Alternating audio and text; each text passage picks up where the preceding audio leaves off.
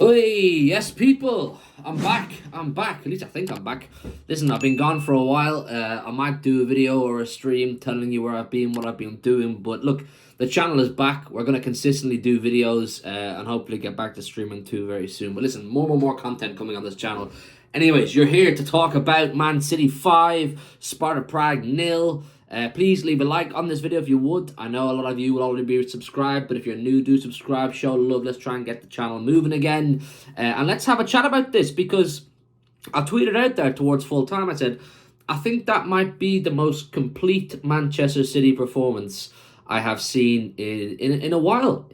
Because look, even though we're doing quite well in the league and we're up there at the top, I do think the performances haven't been amazing, and that's not me saying, look, the team's underperforming or we've fallen off a cliff or Pep's got things wrong. When you're trying to adjust to life without Rodri, De Bruyne is not around, you're trying to squeeze in Kovacic or Gundo, and then Foden has to be taken out, etc., moving around wingers and that kind of thing. You're going to see a bit of an impact on the overall performance, and I suppose productivity in general. We got off lucky, got off the hook a bit against Wolves in the weekend, thanks to John Stones. Of course, tonight too, we'll talk about him, but tonight looked more like City, didn't it? I think it looked more like City, and I hope this is more of this. I hope more of this is to come. Got Southampton at home on the weekend, a game we'd expect to win, but they have given us problems over the years. So take tonight's performances into the weekend. But listen, let's talk about it. Phil Foden's back, and I think he has to stay.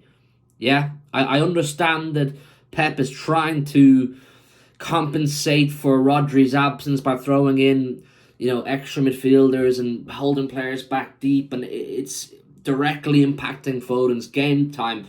Pep, for me, has to just pull the bandage off, accept Rodri's gone, play someone as the lone six. More than likely Kovacic. You could do it with Gundogan too if you really want to, but it looks like it's Kovacic. Play him as the lone six, let him be the lone six, and get Phil Foden back into that midfield. Get him back into that midfield. He is the player of the year, player of the season last season for a reason. And tonight, he just reminded us why. If any of you forgot, he just reminded us why. That goal, vintage Philip Walter Foden, vintage. 3 minutes into the game, he says, look, you start me, this is what you get. You should be starting me more often. You should be starting on the weekend. He's so comfortable and so slick when he snaps onto that left foot. He barely looks at the goal, gets a shot away into the back of the net. That's what Foden can do. And that's what you're lacking when you just have, say, Kovacic, Gundo, Bernardo, these kind of players on the pitch without a Foden. Foden's a killer. He's a killer in creativity and goal scoring. So he simply has to play. He simply has to play for me. So look, listen, Foden, absolutely buzzing to see him back. We're going to need him. If we really want to push for this fifth league in a row, we're going to need Phil Foden. Because look, I'm going to keep it real. I don't expect Kevin De Bruyne to be fully fit for the whole season when he's back. I don't. But nature, the law of nature, De Bruyne will pick up more injuries. So Foden, who proved he can bear the weight of that responsibility last season, has to do it again this season. And then look, Erling Haaland, what a weirdo. What a weirdo. Honest to God, what more can I say about Erling Haaland? This guy, like, the acrobatic goal, fantastic. He took his other goal really well as well. The acrobatic one, obviously, is the pick of the choice, isn't it? It's the pick of the choice. I mean, he's not even looking at the ball.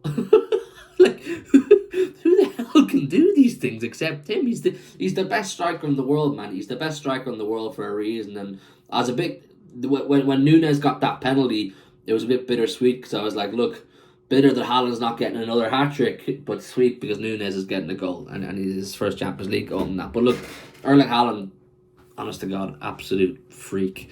I don't know what more I can say about him. The team played with him tonight, properly played with him, used him. Commentators talking about how many touches he gets on the ball. Yeah. Who cares? Honestly, who cares? When you're scoring 2 goals a game and goals like that, honestly, mate, who gives a shit how many touches he's getting the ball? So look, Haaland,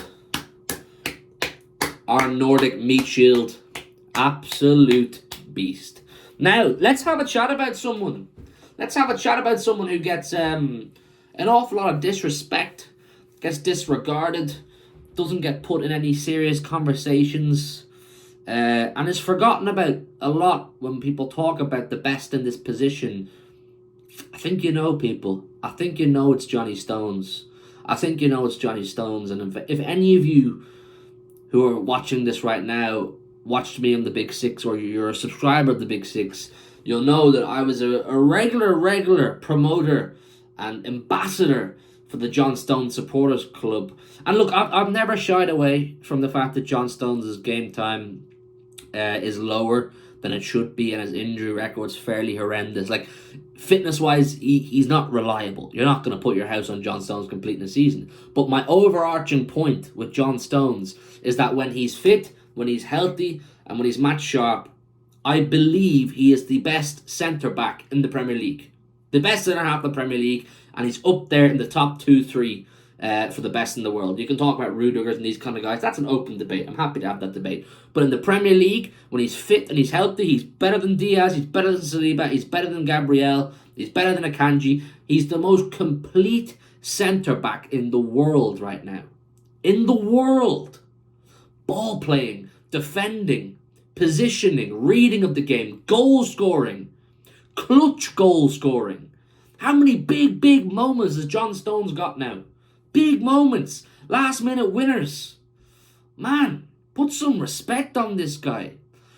I think, pending he stays fit this season, Diaz and Stones should be the centre-half partnership.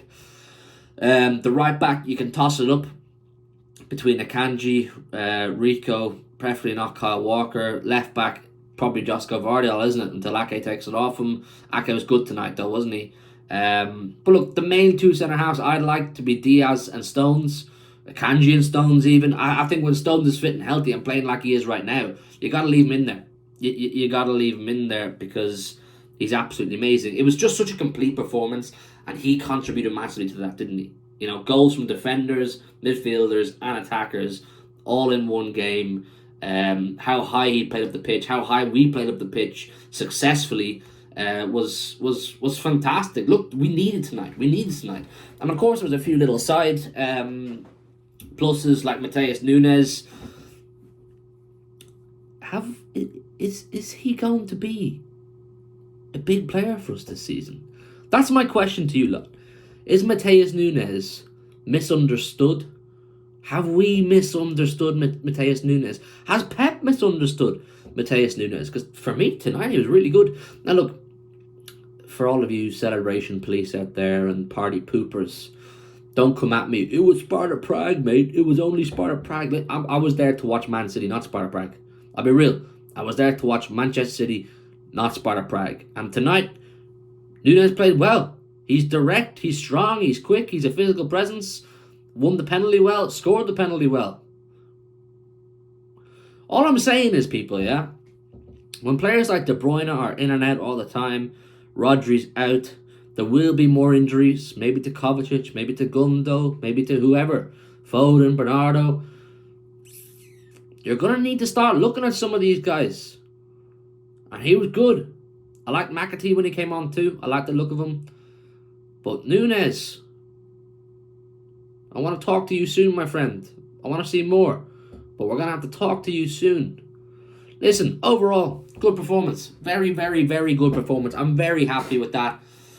Like I said, a game we probably should be winning this weekend. Against Southampton off the back of Arsenal losing to Bournemouth last week.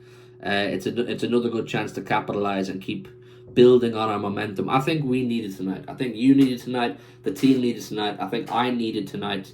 So let's take it into it, man. Let's take it into the weekend. Please leave a like, subscribe, leave all your thoughts down below in the comments. And like I said at the start, I am hopefully back, bringing you more consistent content, videos, and we'll work our way into streams too. So listen, good to speak to you all again. See you very soon in a bit.